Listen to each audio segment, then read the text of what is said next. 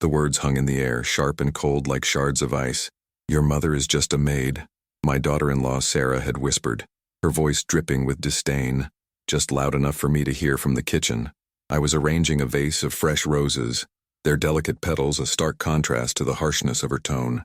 My son Michael, her husband, was in the living room, engrossed in a football game, oblivious. Or perhaps conveniently so. I paused, my hand trembling slightly as I placed the last rose. A maid. That's how she saw me. Not as Eleanor Vance, the woman who had built a life from nothing, who had raised a son with love and sacrifice, who had quietly navigated the treacherous waters of a family that valued status above all else. No, to Sarah, I was merely a domestic servant, a shadow in her opulent home, a relic of a past she wished to erase. The truth was, I wasn't a maid, not in the conventional sense. I lived in a modest annex on the sprawling estate that had belonged to my late husband, Richard.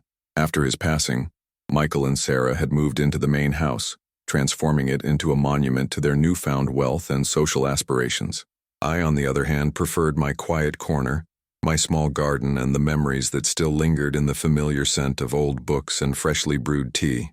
I helped around the house, yes, out of habit, out of love for my son, and perhaps out of a lingering sense of duty to Richard's legacy. But I was never paid. I was family, or so I thought. That whisper, however, shattered the illusion. It wasn't just a casual remark. It was a declaration of my perceived worth, a dismissal of my entire being. It was a reminder of the subtle, yet constant slights I endured. The way Sarah would forget to invite me to their lavish dinner parties, the way she'd talk over me when I offered an opinion, the way she'd subtly imply that my presence was a burden, a reminder of a less glamorous past. I took a deep breath, the scent of roses filling my lungs, trying to calm the storm brewing inside me. This wasn't the first time I'd felt invisible, or worse, an inconvenience. But this time, it felt different. It felt like a line had been crossed, a boundary irrevocably breached. My heart ached, not just for myself, but for the son who seemed to have forgotten the woman who had given him everything.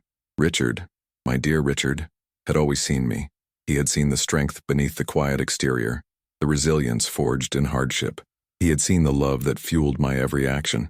He had seen the intelligence that lay dormant, waiting for an opportunity to bloom. He had seen me, Eleanor, not as a maid, but as his equal, his partner, his confidant. And it was his unwavering belief in me that had set the stage for everything that was to come. As I stood there, the whispered insult echoing in my mind, a quiet resolve began to form.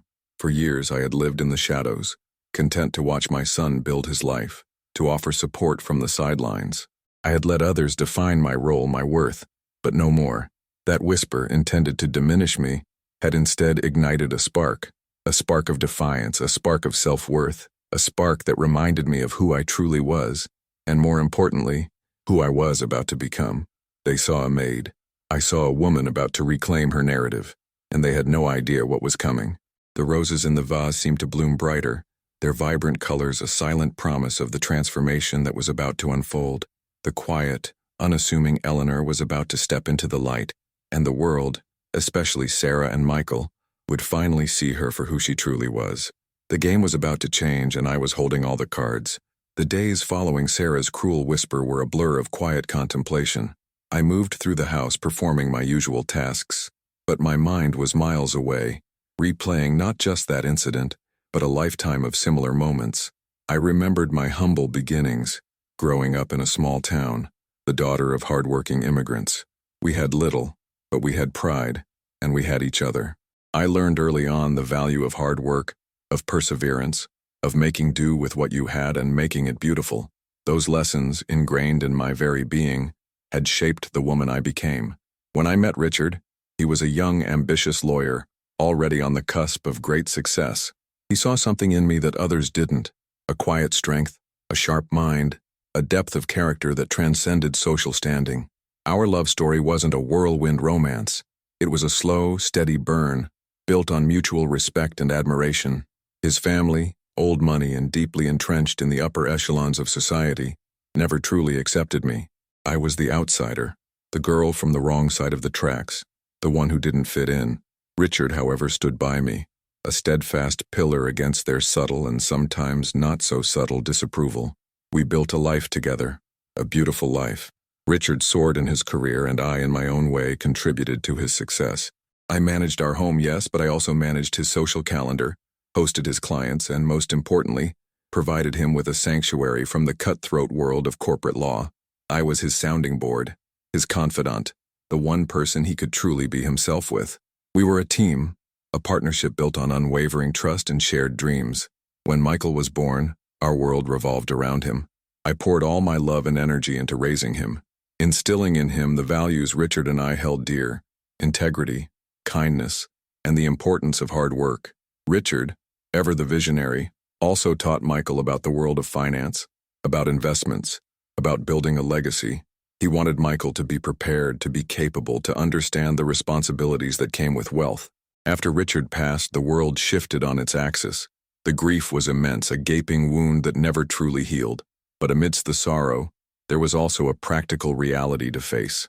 Richard had left everything to me, with specific instructions for Michael's inheritance to be managed through a trust until he reached a certain age and demonstrated financial maturity. He had always been protective, and perhaps a little wary of Michael's youthful impulsiveness, especially after he started dating Sarah. She came into Michael's life like a glitter bomb, bright, flashy, and leaving a trail of superficiality wherever she went. She was everything I wasn't: loud, demanding, obsessed with appearances.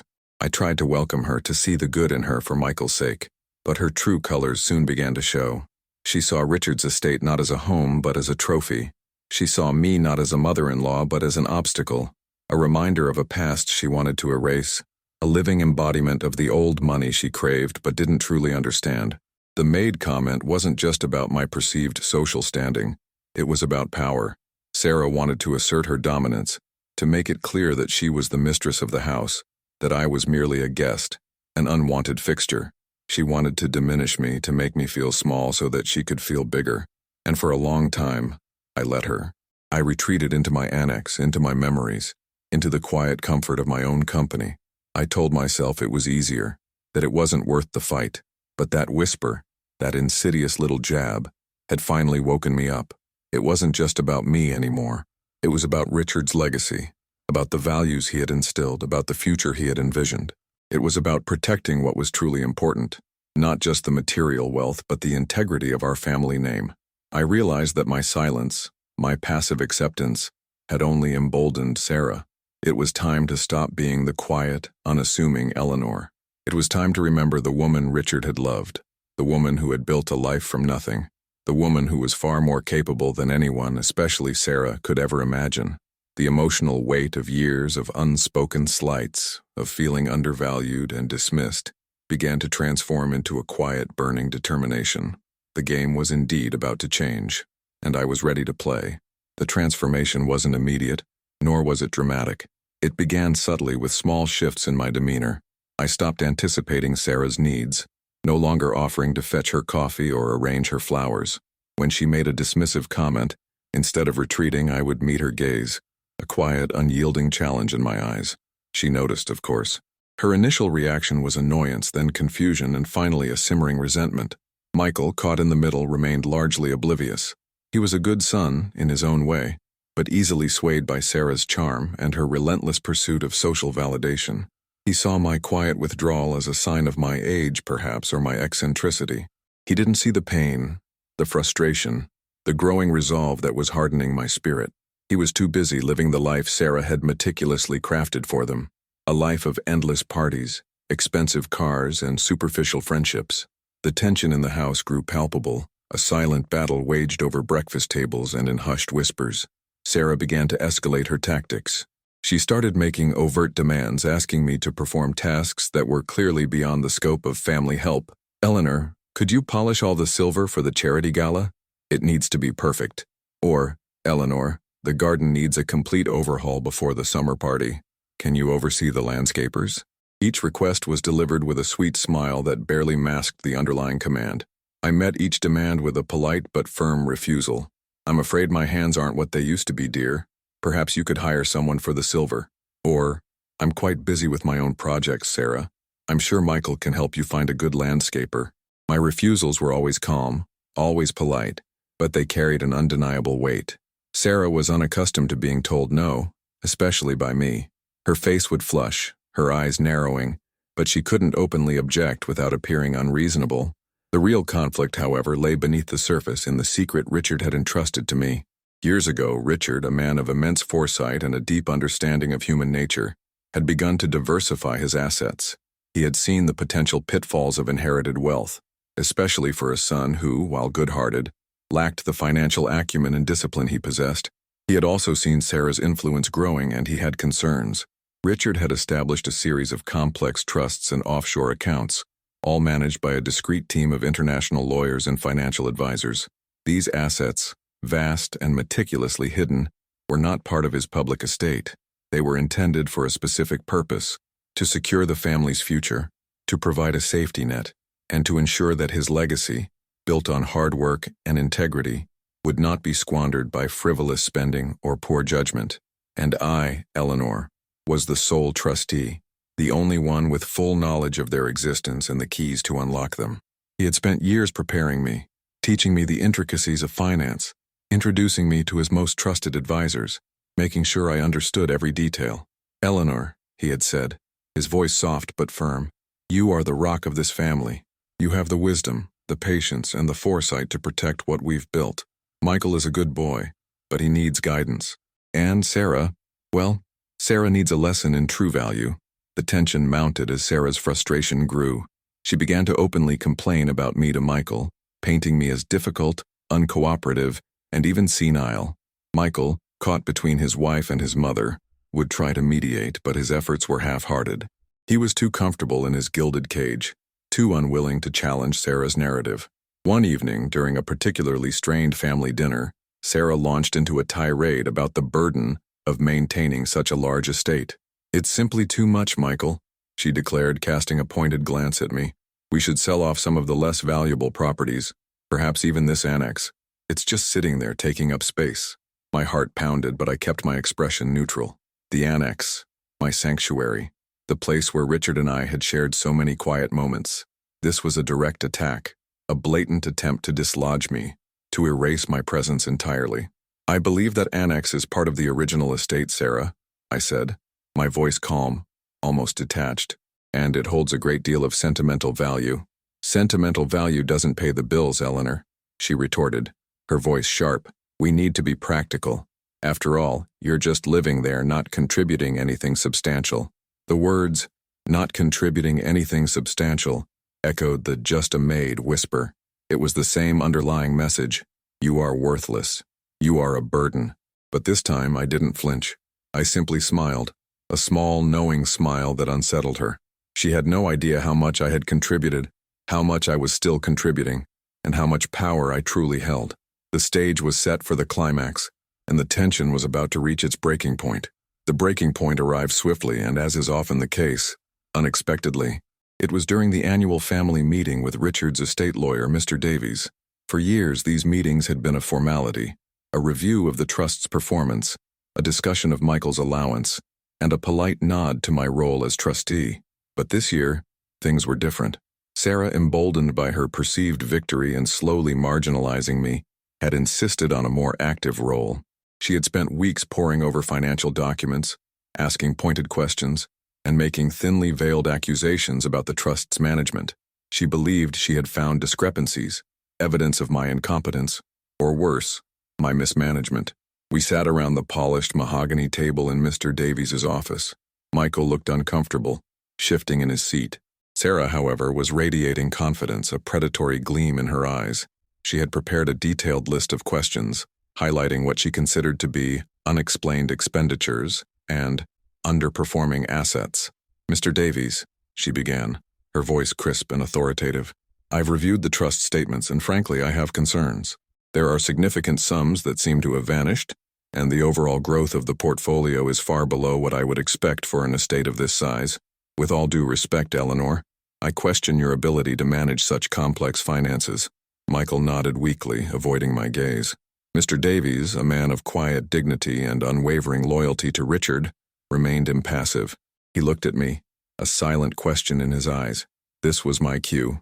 "Sarah," I said, my voice calm and clear, cutting through the tension in the room. "I understand your concerns, and you are right. There are indeed significant sums that are not reflected in these public trust documents. Sarah's eyes widened, a triumphant smirk forming on her lips. Aha! So you admit it. Where is the money, Eleanor? Have you been siphoning it off? Is this why you've been so secretive? Sarah, Michael interjected, finally finding his voice, clearly embarrassed by his wife's outburst. I held up a hand, silencing him. No, Michael. Let her speak. She has a right to know. And the truth is the money isn't missing. It's simply not part of this trust. I turned to Mr. Davies. Mr. Davies, if you would be so kind as to retrieve the other file? Mr. Davies nodded, a faint smile playing on his lips. He reached into a locked drawer and pulled out a thick, leather-bound folder, placing it gently on the table in front of me. Sarah watched, her triumph slowly morphing into confusion then apprehension. Richard, my late husband, I began, my voice gaining strength, was a man of immense foresight. He understood that true wealth isn't just about what you see on paper. It's about security, about legacy, about protecting what truly matters. I opened the folder. Inside were documents meticulously organized, detailing a vast network of offshore investments, private equity holdings, and philanthropic foundations. The numbers were staggering, dwarfing the assets in the public trust. These, I continued, gesturing to the documents, are the true assets of the Vance family. Richard established these years ago with the utmost discretion. He entrusted me, and only me, with their management and oversight. He believed that I had the wisdom and the integrity to ensure they would be used for the family's long-term benefit, not for fleeting desires or superficial displays. Sarah gasped, her face draining of color. Michael stared, his mouth slightly agape. They had no idea. They had been living in a mansion, enjoying a comfortable life, believing they were at the pinnacle of Richard's fortune, while the true empire lay hidden, managed by the woman they had dismissed as just a maid. Richard's will, I explained, my gaze fixed on Sarah, stipulated that upon his passing, I would become the sole trustee of these hidden assets. The public trust, which Michael benefits from, was merely a fraction of his true wealth, designed to provide a comfortable living while ensuring financial responsibility. The vast majority, the true inheritance, was placed under my direct control, with specific instructions for its eventual distribution. And what are those instructions? Sarah stammered, her voice barely a whisper, all her bravado gone. The instructions are clear, I replied, my voice firm. These assets are to be used for the long-term stability and growth of the Vance legacy. They are to support philanthropic endeavors, to invest in sustainable ventures, and to provide for future generations, but only under conditions that ensure responsible stewardship. Richard wanted to ensure that his wealth would be a force for good, not a source of entitlement. I paused, letting the weight of my words sink in. And as for who will inherit everything, Sarah, I said, my voice softening slightly. Richard made it clear that the ultimate beneficiaries would be those who demonstrated true character, integrity, and a genuine understanding of the values he held dear. It's not about who demands it, but who deserves it. And as the sole trustee, I have the final say in that determination. The silence in the room was deafening. Sarah's face was a mask of shock and disbelief. Michael looked utterly bewildered, a mix of awe and shame washing over him. The maid, the quiet, unassuming Eleanor, had just revealed herself to be the true matriarch, the guardian of an empire they never knew existed. The power had shifted, irrevocably. The revelation in Mr. Davies's office was a seismic event that reshaped our family dynamics. Sarah, stripped of her perceived power and confronted with the true scale of Richard's foresight, was utterly deflated. Her arrogance evaporated, replaced by a desperate, almost pathetic attempt to regain some semblance of control. She tried to argue, to plead, to even threaten legal action, but Mr. Davies, with his quiet authority, quickly shut her down. The legal documents were ironclad, meticulously crafted by Richard himself.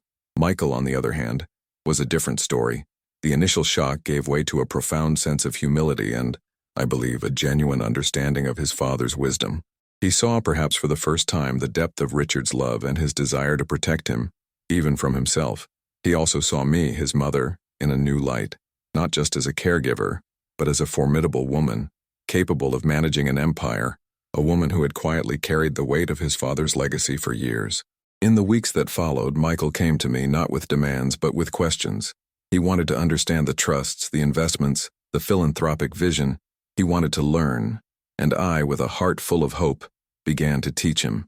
We spent hours in my annex poring over documents, discussing strategies, and sharing memories of Richard. It was a reconnection, a rebuilding of the bond that had been strained by years of neglect and Sarah's influence. Sarah eventually retreated. The grand house, once a stage for her social ambitions, became a cage. She found herself isolated, her superficial friends having little interest in a woman who no longer held the keys to the kingdom.